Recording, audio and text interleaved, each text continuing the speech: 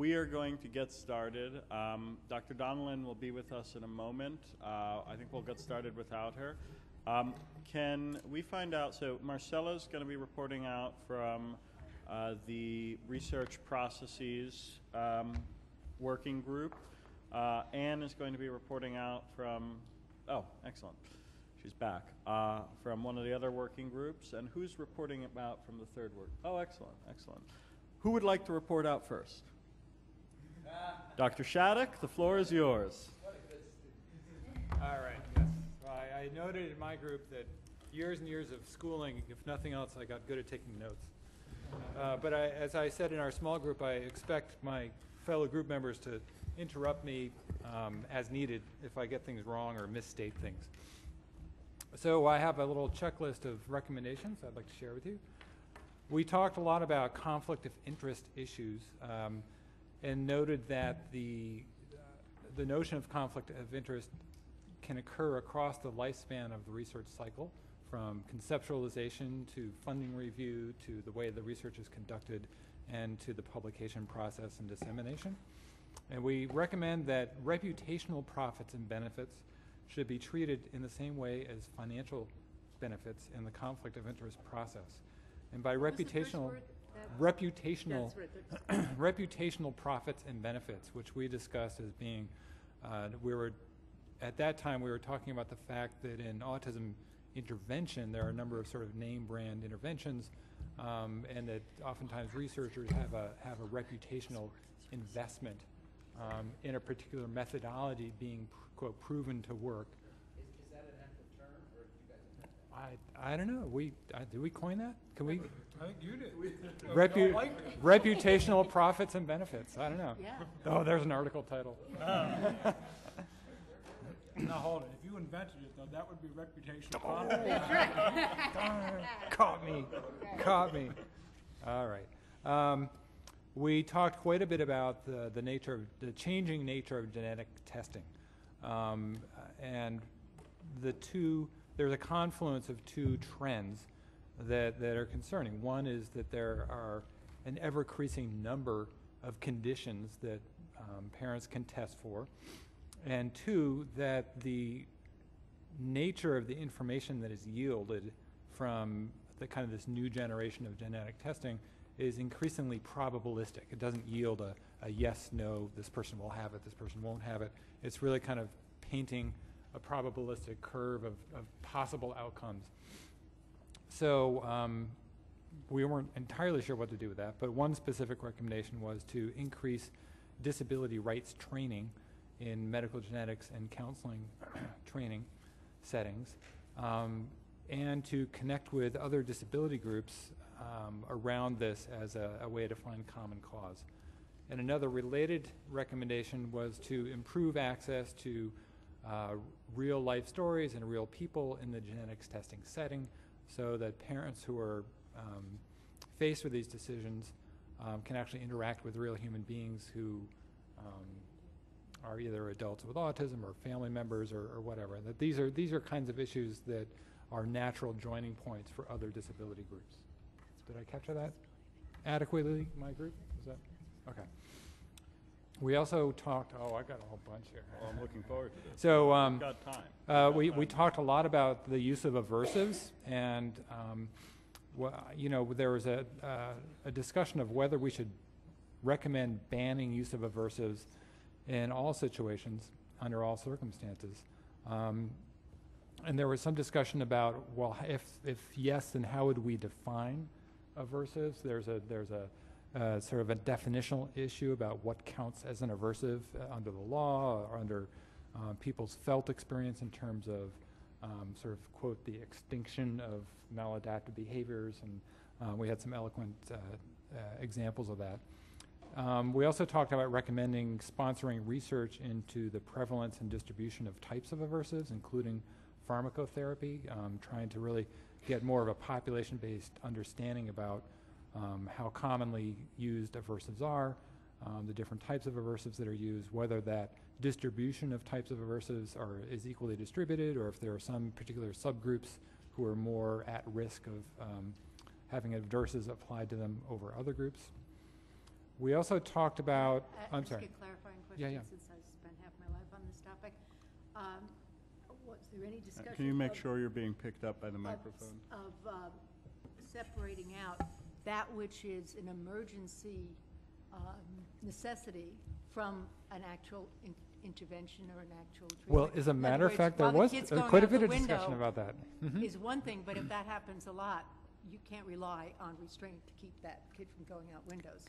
So we had a lively discussion about both emergency and short-term and exceptional circumstances clauses as things that need to be investigated more. And there was concern specifically that these exceptional circumstances and emergency and short-term clauses with respect to things like emergency and short-term residential placement or emergency and short-term seclusion and so forth, that those can become a gateway to things that we would ordinarily not dream of doing, and that there's really a need to kind of review and catalog the different settings and circumstances under which these exceptional circumstances clauses can serve as a gateway so that we can have a better understanding of that.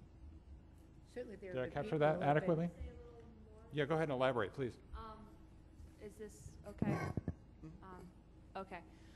So for example, if I worked with a student who is going to be moved to a residential placement for his school days, for his extended school year, for summer school, and everyone in the IEP meeting knew that he was going to have a hard time transitioning, which would mean he would regress, which would mean he would need to be there for the next school year because clearly he couldn't be, this public school would no longer be the least restrictive environment. And then since the home to school transition would be so hard and contributing to so many more behaviors, clearly he would need to be moved there full time. And this is not the intent of an emergency clause or a clause that says, like, you know, when the student is attacking someone, yes, keep him from hurting another person, even if that involves restraint, but it's often the effect. And so our recommendation is for some serious investigation into how that works and how that can be stopped and prevented. Is that That sounds good. Yeah. And we had one more recommendation that relates to an issue that came up in a number of presentations. In research, we often call it the file drawer problem. It's the issue of when you have null findings or findings of no treatment effect or finding of no differences between groups, that oftentimes those findings are not published. And that there needs to be some kind of repository for null finding reports, particularly in the world of pharmaceutical and behavioral intervention trials, but we argued more broadly that there might be some kind of repository set up for null reports in research. Why shouldn't they be published as a first class? And that was our list. So let's hear from the other groups, and then let's mix it up and see what materializes. Anne, you want to go next? Yes. Our policy suggestions, which we didn't get a chance to do much with, we just wrote them down. Spend more time researching social psychology of providers, researchers, institutional context. In other words, what's happening with those variables. More research on self-reported quality of life for medications and behavioral intervention, I think it is. More research on universal design in classrooms. There was some shorthand going on the board that I was typing from. What's that? That was including social emotional learning, right? It was moved to social learning. Oh, yeah, it became, yeah, it was written like it was a different, read pedagogy and emotional regulation and social relationships, okay. New diagnosis of sensory-movement disorder without social characteristics in DSM. Should delay in speech be removed from ASD? Will it delay or leave out AAC speech service supports? That was most of the comments on the actual DSM and the new wording. Think about best way to list and organize the systems, one from column A and one from column B, and with C you get egg rolls apparently. Severity scale is problematic, more attention to autism phenotype in females and minorities. We could clean up the language here if you like. Improving demographic information across all studies, disaggregation of role for development of core values and principles. Discrete information on race, gender, age of person versus age of onset. Funding agencies will adopt ethical guidelines, require agencies to collaborate with, I'm not sure which one we were talking about, some agency and other self-advocacy organizations. International Autism International. Okay. Interagency Autism. Oh, okay, yeah. Such as it is. And other self-advocate agencies. And other self-advocate agencies, okay. How might history of rights and services of people with intellectual disabilities parallel autistic history? We didn't know where to put this. But I think it was Sue's comment that so much of what's being discussed in autism has a trajectory that looks just like what's true in the other disabilities. Prioritize funding and priorities that move away from solely medical model, use functional assessment to determine needs and services, get away from medical models, intensity of support scale, for example. Unpackaged supports to better personalize services so people don't have to get all of this. If you want that, yes, we do it, but we do it over here. Look at intersection of legal rights and civil rights and human rights as we think about any research project or service or intervention. Prioritize and promote research, non-medical research that embraces at least in part a contextual model of disability educational. I think there was another word and I missed it. A contextual model of disability in education. Does that sound good? Okay, I'll fix it. People with autism participate in research about themselves and autism design, prioritize, and interpret. People with autism should be involved in all levels of research. Acknowledge the sometimes research strengths and gifts of people with autism, full picture over the lifespan and how to capitalize on these. Research to build on strengths rather than just deficits. Research and policy that shifts the deficits from the students to the environment, curriculum, instruction, available technology, workplace, etc. Eliminate, oh boy, this was all initial, so I'm not sure. Eliminate EIS for special ed and. I think that might be IES. Okay. Sorry. In other words, If I could do shorthand, I'd still be doing it and not be a professor, so. Eliminate IES for special ed or research on general ed must include, research in general ed must include students with disabilities is really what the point of all that was. I think, not to interrupt, but I'm looking forward to the discussion on that point. Okay. Have policies to remove research from intervention / treatment to customization of supports. Include individuals with autism on IRB boards and peer review journals if people with autism are participants in the study. Consider greater alignment between ESEA and IDEA. Prioritize and support projects, I guess, to put autistic people on faculty and on research projects. Have conflict of interest statements on every submitted and published study. I think that speaks to what was already said. If researcher is making money off the intervention, somebody outside has to evaluate. I don't think we've said that yet. Require long-term follow-up. Encourage subjects, especially recovered people, to tell their story. Barriers. These were mine, and by that time, certain people were in the room yelling at us. So I just said we'll just put them on. So Yelling is such a so harsh word. I'm not wedded to them. No quality work. Barriers Expressing a commitment to a timely schedule. Diagnosis in adulthood. Clarify issues of informal diagnoses, self-identified, and peer-confirmed diagnoses. so again, what we didn't do is we didn't decide if we all agreed on all of these. These are just a brainstormed list. And so we also did not prioritize which were the ones that got the highest agreement within the group. But if that would be helpful, we could do that via contact with one another on email. and also kind of put them together in groups so that well, it's a little easier to understand. So you're the folks that volunteer yourself for homework. Okay, yeah. No, I think we all remember you. No, that's fine. Marcella, do you want to do the reporting out from last session? All right. So our group started with what should the earthquake questions be? No, I think that was you. Okay. And so we asked if autism was already the earthquake, and we did mention the importance of socioeconomic diversity and gender, as well as CPPR. I can't hear you. Okay. Well, I was just talking about the earthquake questions being socioeconomic diversity, gender. Sorry, in case folks don't recall, can you remind everyone what the earthquake questions are? The things that are necessary in the project that are going to get funded, that kind of. In geology, Yeah. I said, how do you get money? And they said, well, there are a lot of ways, but you always have to make sure that you tie it somehow to predicting earthquakes. Yeah. Which, by the way, he said will never happen, but it's there. Okay. And so we also talked about the hierarchy of evidence, where there's a need for more foundational and exploratory research.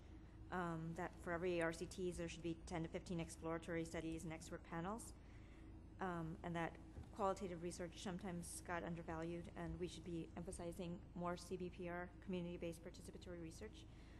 We talked about trying to tie some grant funding to educating grad students on value systems, and as well as trying to get more self-advocates and disability representation on IRBs in the review process. That's mainly it. So. Does anybody else from that group want to add anything?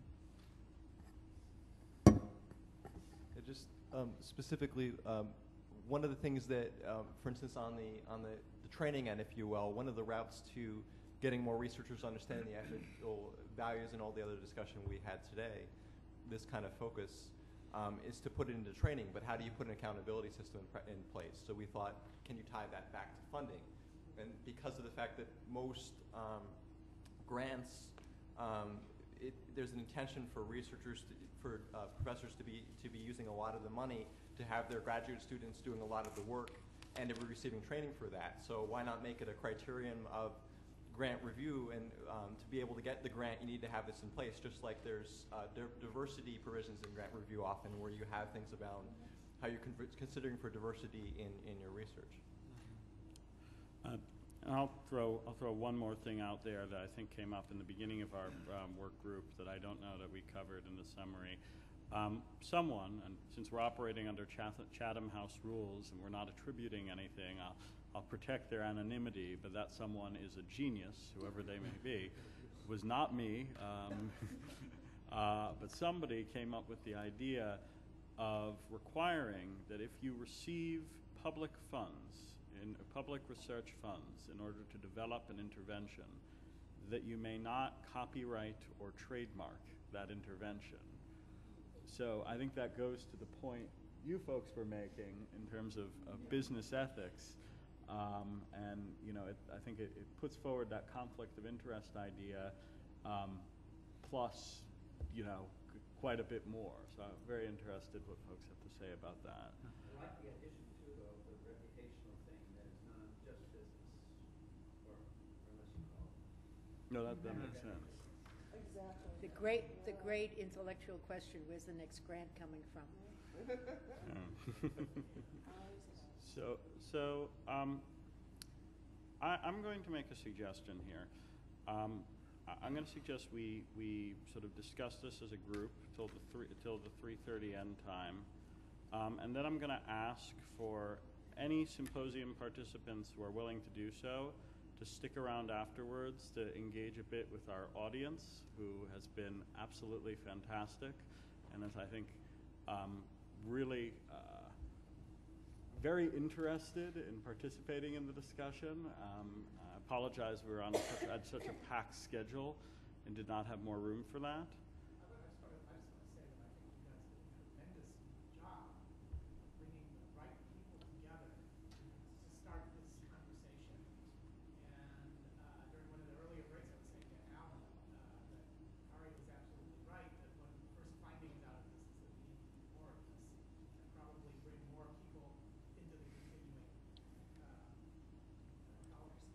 Absolutely, absolutely. I mean, I could see us doing this in every city. I think this is incredibly important. That's right. Tour bus. Ask the people with the checkbooks. No, but let me throw out a, I think, an exceedingly provocative question, which should, promptly have all of us, jumping at each other's throats for the remainder of our time. If we could only pick one of the recommendations that we all threw out just here and now, one policy recommendation, what should it be? Go. All right, so I'm gonna completely bypass your question. So it begins. I'm gonna do a total end run around that. So who's the, because I'm obsessed with what I call deliverables. My former career background is as a building contractor and construction manager before I went into academia, and I'm always thinking about what is the job that we have to get done, and how do we get it done. So who's the most effective, or one of the most effective lobbyists in Washington in the last 20 years? Grover Norquist. Grover Norquist, had a pledge. He had the taxpayers' pledge, which he has shopped around to all the Republican candidates. And if you sign this taxpayers' pledge, you pledge a number of bullet points, and at your peril, you violate that pledge. So what if we had like an autism LC pledge of sorts that we would ask funders and scientists to sign? And fundamentally, I want to encourage, maybe shift the thinking a little bit to thinking about what do we do with this stuff, because I say this only somewhat jokingly, that the political and policy arena is very much governed by the same kinds of rules that govern much behavioral intervention. So a good lobbyist thinks in terms of very clearly and operationally defining the political behaviors that they want to increase the frequency of, and the other behaviors that they want to decrease the frequency of. And they apply a systematic schedule of reinforcements to increase and decrease political behaviors. And at the end of the day, that's kind of, I think, where you're heading with this, isn't it? And I would counter your question by saying, so what do we do next?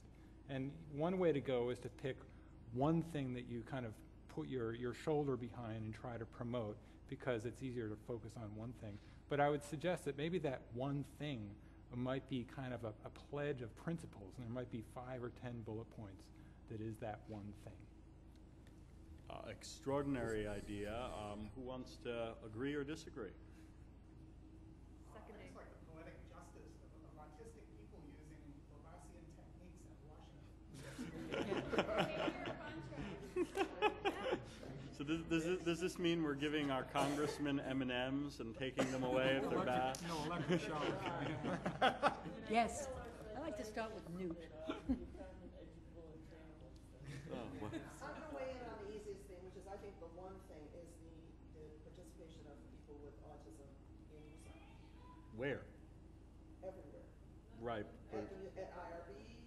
I'm sorry, is that not the question you're asking? No. I mean, it's a fair question. But I mean, where would you start? Where would you say the most important point is? In the federal agencies that give out money. So the grant review panels. Yeah. Well, I will say, Sue Swenson, before she left, she had to catch a plane, did mention that, and I think she gave me permission to announce this to our audience, and if not, I'm going to be in big trouble afterwards, that she Especially would, for the folks who are watching it on YouTube. oh yes, that she would be very open to hearing from some of the self-advocates who attended today, both amongst our participants and the audience, about becoming grant reviewers for the National Institute for Disability and Rehab Research. So I encourage all of you folks to think about pursuing that. Actually, and I would add, and I know that Sue would not be upset because Sue and I frequently tag team on this. For all of us in federal agencies, finding and utilizing a diversity of peer reviewers for grants is a constant challenge and struggle. And I would encourage you to, we put out calls and solicitations for grant reviewers nonstop. And it is difficult to find folks who have the time and the inclination and are willing to serve in that way. And I would encourage and support any of you who would like to pursue that, both at the Department of Education and at the Administration on Developmental Disabilities. Can I just make this maybe there might be a little bit of disagreement on this, but I think that we could also shift maybe a little bit on how we make the atmosphere welcoming for self-advocates and family members to be part of the research process. I think maybe it feels intimidating to some because it's outside what's usual for them, and they may have misconceptions about what it means to maybe participate in the research process, and maybe we need to do a better outreach to the stakeholder communities to say this is what it involves, and to educate them about the experience, and maybe to have people who are self-advocates and family members who've served in these review panels to go out there and outreach and say this is the importance of why you should be doing this, this is what it's like, and here's why we would like you to serve in future peer review. So Can I piggyback on that?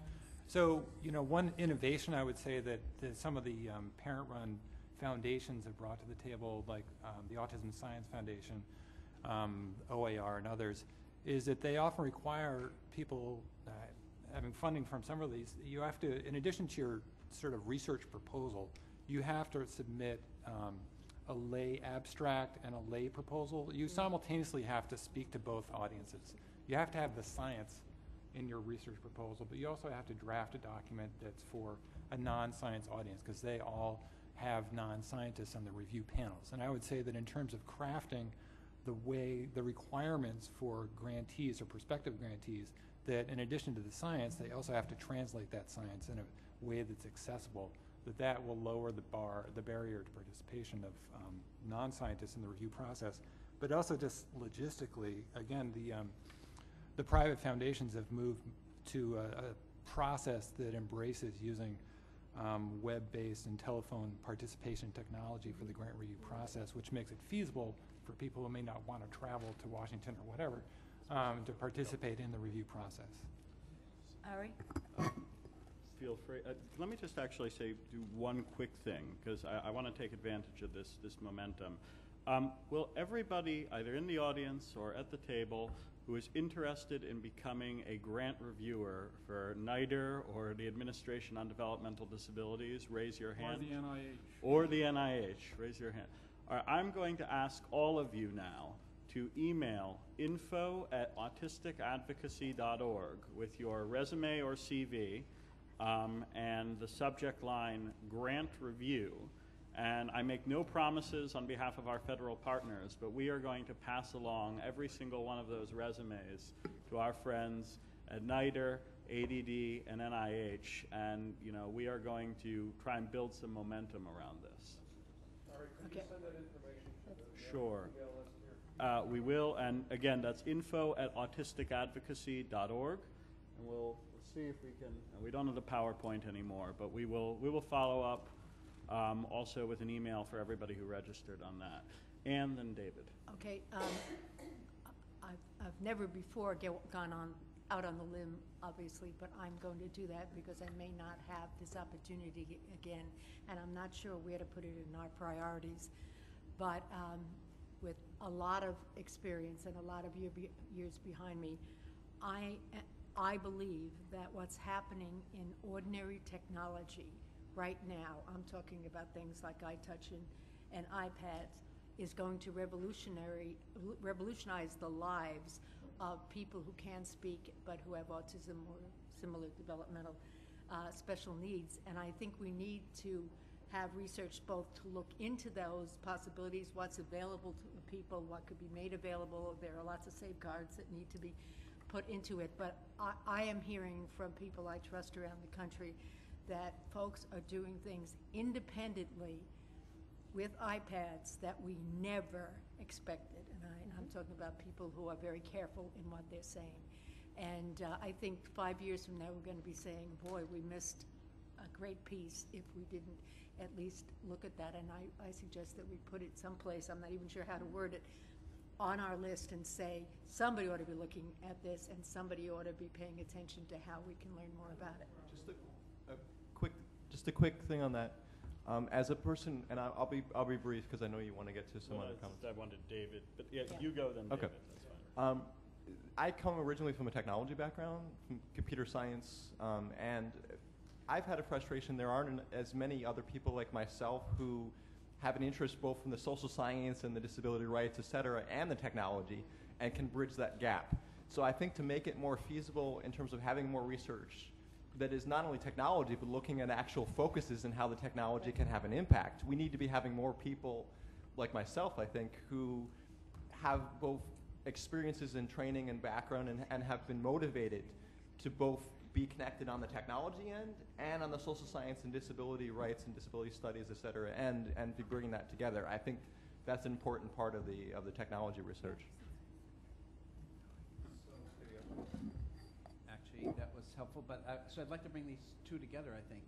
I was hoping you would do that. Okay, so, and maybe some promising things. So first, I was thinking you shot too low, Ari. I've never heard that before. But you named 3 disability organizations, and I think that moves away from what we really need is to make sure that individuals with autism are represented at regular Department of Education, at regular NSF, at regular all of that, because otherwise we continue to ghettoize the process, and that people with disabilities are in the basement. And I think, so I would just say exactly what you said, except we want to go for the, everybody's going to be in the same education, everybody's going to learn the same science, we need people with autism at those. Secondly, and to what Ian said, that we combine them a little bit, is I think it would be good if we made the federal government in all of these agencies put out their RFPs in a universally designed way, so that everyone in fact could understand them and read them. And then they would be a model. Our federal partners are shaking. Lest I pop your bubble, I'm sitting in an office that just got updated in the last couple months to Windows 2007. So I do want to say that I just met with Martha Cantor, who it turns out thinks the department needs to go in this direction, and has asked to have another meeting about how, and we have an authoring system that would allow you to fairly easily make documents universally designed, and she realized it's crazy that the Department of Education doesn't put out accessible documents. Now, I'm not saying it's going to be easy, but it might be easier than the shift to Windows. But anyway, so we should get all of those departments to in fact practice what they preach and serve as good models, and then people wouldn't feel so ostracized, like this isn't me because I don't even understand these documents, which is the case. Actually, academics don't even understand. Exactly. I was just sitting here shaking my head. I'm like, I could use some universal design. PA. Sam. Sorry, I should get this closer here.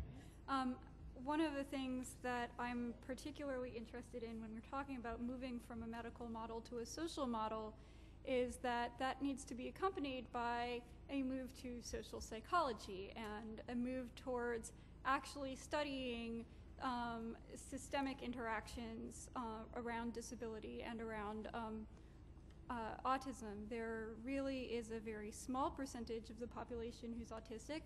A very large percentage of the population is not autistic. And so in order to have real social change, you need to sort of work on this like the 99% or, you know, the 90% or I don't know exactly how many people are autistic because this is a very divisive question. But we really need to focus on sort of basic social psychology in the disability context and understanding what's going on with everyone in a particular environment, including how non-autistic people respond to autistic people and how they can adapt to us. So that was what I was going to suggest.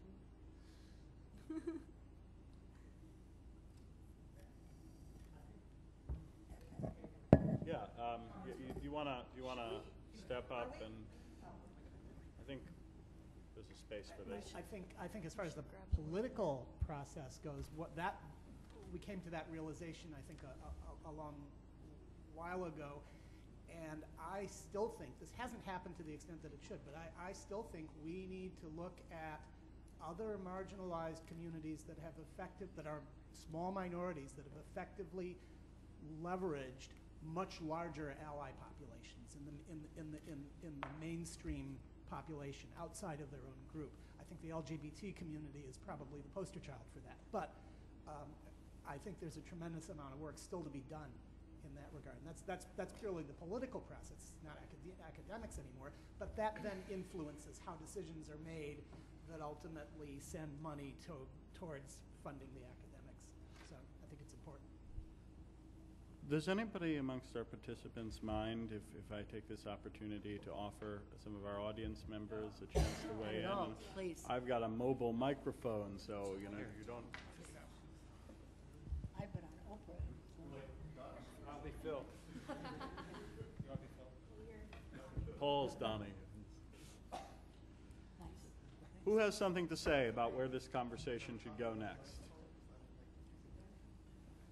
Hi, I want to thank you for the work that you guys are doing, but would recommend that you have a couple of opportunities as you move towards more of a person-centered and universal design model, particularly when you start talking about technology. Right now, an iPad is not covered by insurance because it is a multi-use device. They have a very arcane definition of what a communication device should be.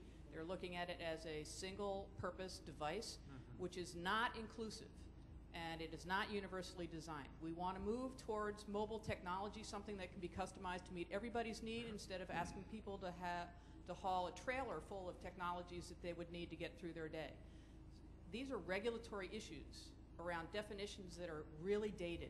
So we need to develop, as you talk about building a common language that is more inclusive and more human-centered, there are also these regulations that are inhibiting access. And as we get at the diversity issue, it's only going to be the majority culture white kids that gain access to the iPads. So we need to ensure that you have common language that promotes inclusion, that promotes the diversity of this country, and allows access to the more basic tools that will really distinguish our kids in the future. The digital divide is very present in a more threatening way as we have more language minority people moving forward in the population. And I think that we're at real risk if we don't get very quickly on those definitions. Thank you. It's very good, thank you. Can we hear from Lydia? I think earlier today her hand was popping out of her socket. I want to make sure she gets a chance to talk. Lydia's the girl with the short hair. I guess it's not particularly short, but. Oh, okay. I guess I'm audible now. Sorry. In regards to it's been mentioned a couple of times about the fact that it's very hard to reach out to other minority communities, especially within the, and that people from low-income backgrounds may not have as easy access to getting a diagnosis. And there's kind of evidence right now. Yvonne and I are the only two non-white people in this room, not including people who are of Latino background but appear white, because obviously I wouldn't know. But there's two of us in a room of a lot of people. That is not representative of our population. In a few moments ago, one of you mentioned something about circulating a pledge that you would ask that people would sign. I don't remember if you said that it would be reviewers, or if you said that that would be the actual researchers, not people who are reviewing the research, signing a pledge in regards to the way research is being done. And I was wondering if you think it would be a feasible goal to have something drafted before the spring of 2012, to have some kind of a draft out there. And if so, if we could do that and actually look to people who are in those review boards or who are doing the types of research at, for instance, the USEDS, and ask them, will you commit to signing this pledge? Because if we have these different ideas that you came up with during the working groups about ways that research ought to be done, that's not being, I like that idea. I don't know if that's feasible, but I like that idea personally. But what is that, like 2.5 weeks, 3 weeks? So Paul, what do you think about spring? And circulating that to see if people would actually sign that kind of a pledge, because that could be a huge move forward. And I think it's totally feasible to get that out relatively quickly. I do not remember what I was going to say earlier. I honestly don't. Let's It was a go while to ago. Paul. Do you think spring 2012 is a reasonable deadline? I know ASAN would be glad to sponsor a pledge of that nature. Personally, I think that's too early. So my background prior to being in autism research is doing research in political sociology and political movements, and I've been a political animal my whole life, really since I was an adolescent. If you talk about rolling out a pledge, that's a tactic, and it's a political tactic. As an organization, my advice to you guys would be, if you're going to do it, that's the kind of thing you have to roll out with a campaign strategy. That you have to hit a home run your first time up at bat. When you pull out a tactic like that, it can't be half-baked. It can't be half thought out. You have to really have a campaign strategy mapped out that is effective and well thought out. Because you only get one shot. That's my sense of it. People might disagree with me, but I don't know. Who's being asked to sign the pledge again? I don't know. It was just an off-the-cuff suggestion. I mean, I could see us taking that to researchers, and I think so. The timing is definitely something we might want to think about. But as an idea, it's absolutely brilliant. This gentleman was next, I think, in the queue.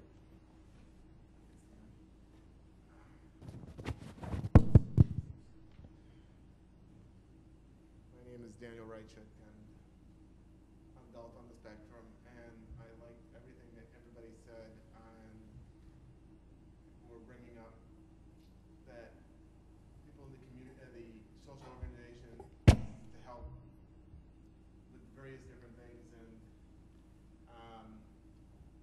going off of that, I'm in the process of starting a nonprofit to help people on the spectrum with the whole thing with employment, which is a big issue, and the other thing I'm running into, talking about grants in general, is that a lot of the grants are for children, very little grants for adults, just adult-related organizations or anything, and I've been running into that, researching what type of grants to even go for, and most of the grants are children. I know because there's the cute factor. They're kids, but everybody feels that autism ends at childhood and doesn't go into adulthood. And this needs to change this way of thinking. And I don't know. And I hope that doing my nonprofit to help with employment, the whole gamut of employment, also going educating employers about the spectrum and getting at least agree to interview my clients, and then to the point of educating them the best working environments for the people on the spectrum. But I don't know how to get around this whole, and maybe there needs to be a research study of how to get more or some sort of research policy of how to get around people's thinking that it ends in childhood. So, Is that good? Okay. I wanted to say, first of all, that I understand the importance of, I think you said, Paul, I'm hitting a home run on this one in terms of campaign, but I would really, really love to see the Symposium participants, whatever we're calling ourselves, commit to at least having a list that we can then spend enough time crafting into something, because I think that's an amazing opportunity that shouldn't be passed up. And I think one of the things we should have on our list is some language addressing the issue of grants and just research in general across the lifespan. I don't know if that had been mentioned as a potential point yet. I know people brought it up, I think, in every group, or at least 2 out of 3. So I'll put it on our list just in case it let me wasn't just there. say one thing real quick. Part of the grant that we received to conduct this symposium included as a requirement developing a series of policy briefs analyzing different types of issues in ethical, legal, and social implications of autism research. And that's where we're going to be focusing a lot of attention now that the symposium is almost completed and seems to have been conducted successfully. I wonder if that might help inform the development of a pledge of that nature. And I think we definitely are going to need to involve the symposium participants in the creation of those briefs, as well as others in the community who are interested. Who amongst the participants wanted to? Paul? I would like to say, so there have been, discussions and comments and so forth about trying to increase the amount of funding and the quantity of research that takes place related to both adulthood and services. And the flip side of that challenge is that there just aren't a lot of people who do that kind of research. And there's a real capacity challenge on the horizon if we do want to increase the amount of research being conducted on services across the lifespan. There needs to be training. There needs to be a training pipeline of doctoral and postdoctoral fellows who get trained in that kind of research. I mean, really, I can count on one hand the number of people in the U.S. and the UK combined who do really kind of devote themselves to those topics of services and adult issues and so forth. And I've had program officers at NIH call me up and say, "Hey, we've got this new PA. Will you apply? Please, please apply." They want to. I've actually gotten more inquiries and overtures from funders in the past year than you can imagine. But I'm just one guy. I'm like, I can't possibly have 30 different grants at once. And so I've been hanging out a shingle trying to attract doc students and postdocs to no avail. I mean, I can't give it away. So there's a real capacity pipeline issue that needs to be dealt with there. And I'm curious to hear that, and I'm wondering if the capacity pipeline perception is based in, when you talk about that, is that specific to autism? Because certainly I would argue that we have a fairly vast, not vast in terms of science and research across the country relative to other topics, but when we look at the USAID network and the number of researchers that are doing research related to services and supports for people with intellectual and developmental disabilities writ large, that there are a fair number of folks out there to do that. Now, do you think that the perception is based on population difference, or are you talking about the social services research writ large? I'm not sure what you're asking me, but you've just indicated that there is a handful, I think was the description that you just used, in terms of number of individuals who are well qualified to pursue this research. And I'm just wondering, when you are... Well, maybe well qualified and interested. So you're saying that there are people who are well qualified. I guess I'm just relating the fact that I've been approached by foundation and federal funders saying that there is money untapped and unasked for in terms of research on services for adults. Wow. And I guess I misunderstood. Maybe there is more capacity, and I wish that the folks would step up and apply for that. Well, that's interesting. So I'm committed to getting our last audience, an audience member who's had the microphone for a while and wanted to speak up, and then I think we'll Dave Whitlock. come back to the My table. suggestion is to include some of these, the things like no negative studies are published. And you want to include the whole food chain of the autism research. So you include the journals, the funding agencies, the researchers, the IRBs, the researchers, the clinicians, and the journals, and hold their feet to the fire and make them publish stuff that's negative.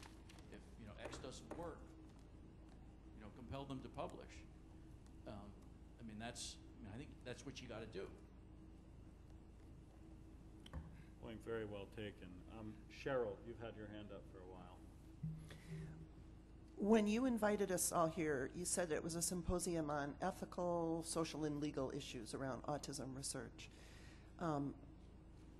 I was wishing that more of us as presenters had really talked about what I thought you wanted, which is what are the core ethics and values behind to help not only individual scientists make decisions, but to help agencies guide their funding and so on. So I hope, and I know that we won't get to do it today, but I hope that as we put together our final recommendations, somebody is able to take a look at all the recommendations and see, in fact, if there are 3 or 4 foundational ethical principles. Because I don't know about you, and Anne, you've been in it 41 years, I've been in it 30 years. It's like I just haven't seen changes, positive changes in the lives of children or adults based on solely on research or on systems change or on policy. It's only when people have really changed their, or been able to articulate their real values into about people with disabilities that the changes have happened. So I would, putting a motion on the table that we make a commitment to underlie our policy recommendations with some ethical statements, value statements, ethical principles. I think that could definitely be, and we're going to transcribe everything that was said in open session here, so we can use that as the basis of it. I think that would definitely be a worthwhile follow-up activity. Does that sound good to everybody here? Yes. Excellent. Any other comments from the table? Oh, Scott. I completely agree with that.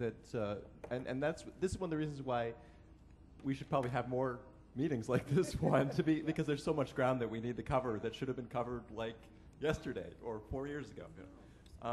But I just wanted to say briefly that maybe it ties into a little bit about what Paul was saying about the getting more people who are both have a motivation and a training and a background on doing autism research on the areas that we lay out. And some of that, I wonder, is if changes should be encouraged on the incentive structure that exists in the system across many different levels, from the funding to the researchers to the training to what happens in grad student level and across the board, maybe a re-examination of what incentives look in there and how, because that's one of the reasons that people ultimately sometimes choose their path of research and continue on it and stay on it, is there's incentive structures in place. And maybe we need to examine what they look like right now and how we can help with propelling some changes in there to get more people interested and engaged in the work that's being done that many of us value. So I'm going to, since we're almost at the end of our time and I see 2 hands up in the audience, I'm going to say 2 more comments from the audience, 2 more comments from the table, and then I think we will probably be at our limit. So a lady who has the microphone now, and then I think Lydia has 1 more comment, then we'll come back to the table and go into summation. Well, Cheryl, I'm glad you said what you said regarding ethical concerns, and one of the issues that I struggle with and has been on my mind for a long time, besides many of the ones you talked about, there's a behavior strategy that's very popular and only is increasing in popularity that I think undermines the independence of children with autism and carries into adulthood. Some of us know that that's essentially been replaced by positive behavior supports. No? Well, in IDEA, it even calls for positive behavior supports, and yet, is it okay if I say what I'm talking about? Applied behavior analysis, and part of the problem with it is that it's said to cure children, and so it's a fix, and people buy into that, and almost every child with autism is supposed to have that. It used to be that only young children were to receive it. Now it goes into adulthood. Excuse me.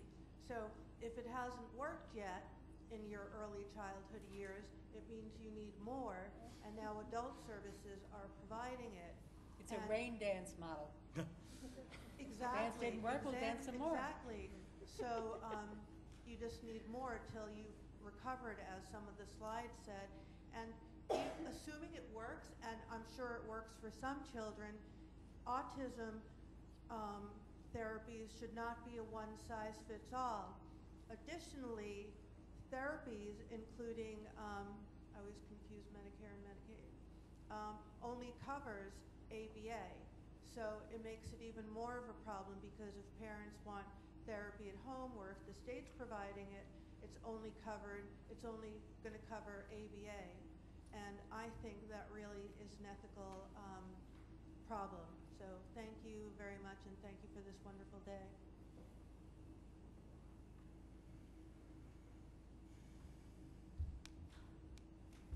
In regards to Cheryl's comment again about the issue of core values or ethics, earlier this year, a couple of the different ASAN chapters held focus groups for the Autism Now Center in regards to drafting a statement of core values and ethics. I have not seen a final document, but I know that at least our chapter here, the New England chapter, had our focus group on June, and we came out of it with a statement of core values and ethics. And because a statement of core values and ethics is not necessarily specific to, say, one particular activity, say a therapy or research or a school, but it's a statement of the core values and ethics with which you approach a particular area or group of people, I feel that that could be a good working document to use going forward, because there is already something. You don't have to go and remake the entire wheel, or whatever the phrase is. Yeah, reinvent it. Reinvent. Can you send that to Ari? We have it. Yeah, like it's ASAN. Yeah, it's ASAN. and Autism Now has that document. You know, I don't know what exactly they're going to decide to do with it, but we're giving some thought to producing a standalone report utilizing it and some of the other focus groups and maybe some of the proceedings from today's event at some point early in the coming year. So that's definitely a topic under discussion. I'd like to ask for 2 closing participants from the table, and then I think we are at the end of our time. Well, in that case, Michael, since I think we have a lack of closing participants from the table, how about you be one of our 2? Okay, thank you. You want to come? Do you got a microphone? Sure. Thank you. I'm Michael Wilcox. I'm a member of the Massachusetts Special Commission relative to autism. This has been a fascinating day and very helpful to me in the work that we're doing. 2 of the things that struck me were issues were adult services and language. And adult services in Massachusetts and what I know the rest of the world don't exist. And that's an issue that we're struggling with and trying to do something about. There are adults who do get services, but they're from programs that were not designed for autistic people. They're poverty programs or whatnot. You're familiar with all this, I'm sure. So this has been extremely helpful to me to get the perspective here. And just the other short comment on language, I'm perhaps amused, or I try to be amused rather than offended, but there has been a lot of language that's been used here, which is typical of all the discussions that I participated in. And it seems that the self-advocacy community is pretty insistent on the fact that we want to be known as autistic people. And person-first language that has been drilled into many people for years says that the respectful way to speak about people with disabilities or people with autism is that way. Many of us don't like that. Many of us prefer, as I say, to be autistic people or to be disabled people. This may sound like a minor thing, but when I hear words like spectrum, I shudder.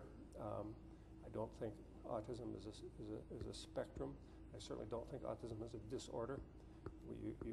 The quotation from the DD Act was wonderful, and I complimented you on your use of the word constellation, which I think is a much better description of what autism is. Anyway, I'm not here to lecture or I just wanted to observe that this whole session was extremely useful, intriguing, inspiring. I thank all of you for participating in this, and I certainly know that I got a lot out of it, so thank you. Thank you. And let me just say thank you to all the members of the public who came out and joined us. Sharon, since the Administration on Developmental Disabilities sponsored this event, I'd like to invite you to make a few closing remarks before we adjourn. Well, first and foremost, ADD is concerned with ensuring that, and I apologize because I am a people first language person, but that people with disabilities writ large, which includes autistic individuals as well as people with other intellectual and developmental disabilities, have their voices heard. And I said that early in the day. And I cannot think of a better example of a collaborative and cooperative process than what we have pursued here today. So I thank all of you, and in particular, Ari, for your insights and your leadership in pulling together this symposium and allowing it to come together with the support and ideas from Alan and others. So I think that the kudos go to you.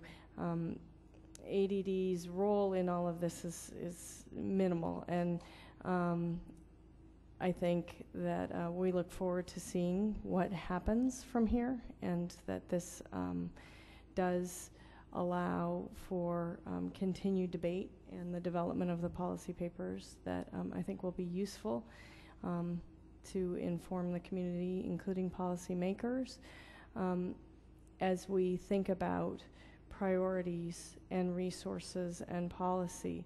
And the last thing I just wanted to say on a personal note is that for those of you in the room who don't know it, today is Ari's birthday. So, you know, this is what you get for giving me the microphone last. You know it's going to eventually happen. So I waited all day. I didn't say it early in the day. So happy birthday, Ari. And I hope that you are feeling like this is a success. And we are very appreciative of ASAN and your memberships and all that you bring to the public policy debate. So thank you. Thank you, Sharon. Today was extraordinary. Best birthday gift I ever received.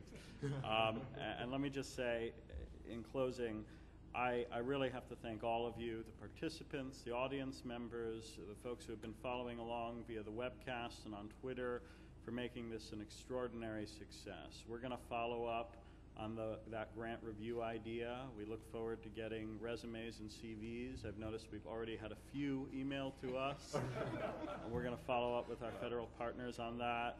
We're going to talk with Paul and some of the other folks here about looking into that pledge concept. I'm looking forward to finding out who the disabled Grover Norquist can be. And, you know, overall, we're not going to let this conversation stop. We're not going to let this process stop. The stakes are too high. So thank you all very much.